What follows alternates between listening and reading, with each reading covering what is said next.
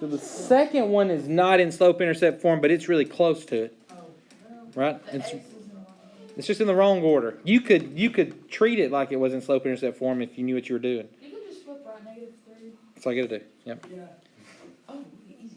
So let's start with this one. I'm going to graph this line first.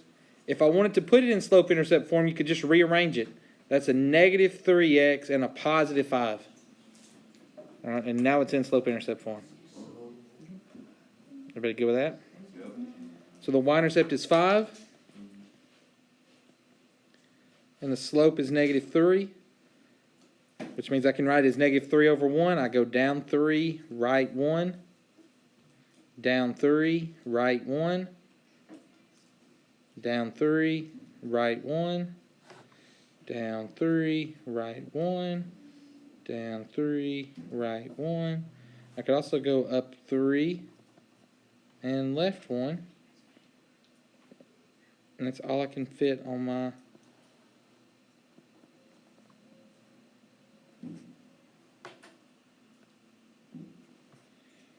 graph. It's about as good as I can do freehand. Questions here? All right, you guys tell me, what about the top one? What should I do? Subtract 15x from each side. So you're going to put it in slope-intercept form. Is everybody good with that? Do you feel best about graphing it in slope-intercept form? Yes. So let's put it in slope-intercept form. So I need to get the y by itself.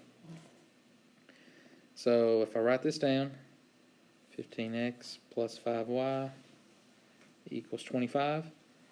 First thing I could do is I could subtract 15x on both sides.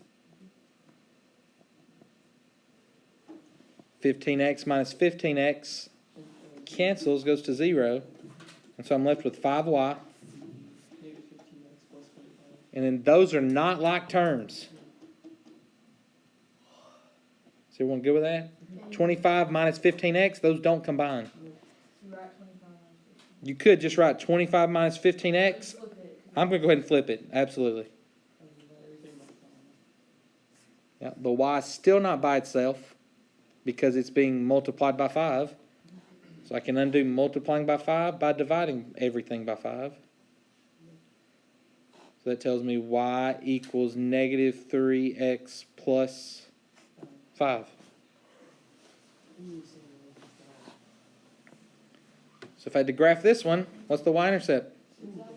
5. And the slope is -3, which means I can go down 3, right 1, down 3, right 1, down 3, right 1. Uh-oh. It's the same line. So what is the solution? Infinitely many solutions. Everywhere that they cross is a solution. Infinitely many. It's not all real numbers. It's only the points that are on both lines. Those are the solutions.